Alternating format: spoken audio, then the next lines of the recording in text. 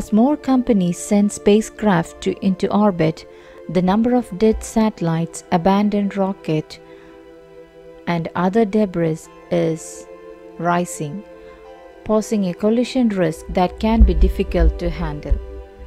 With its 1,657 Starlink satellites, SpaceX has, for example, has taken over the lower Earth orbit, and that number and the risk of space traffic collision is only expected to grow.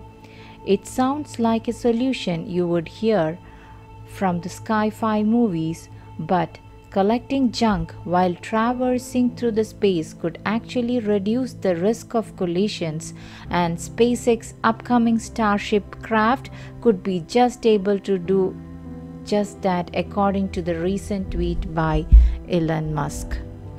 On Saturday, Musk responded to Twitter user who inquired whether SpaceX had any ideas for removing the space junk, saying, "We can fly Starship around the space and chomp up debris with the moving fairing door."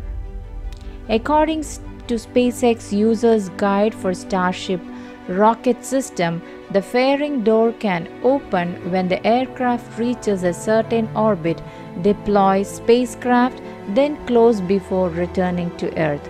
This is not the first time Starship's collecting junk abilities has been mentioned. Back in October, Shotwell, SpaceX president, stated that Starship could assist in collecting the debris from the Earth's orbit and storing it in its cargo bay until it returns to the Earth. It's not going to be easy, but I do believe Starship offers the possibility of going and doing that, SpaceX President Shotwell said in an interview. Starship, a two-part mega rocket system, is central to many of SpaceX's ambitions and is currently under development, with the latest prototype of its 16-story spaceship SN-15 successfully launched and landed in May.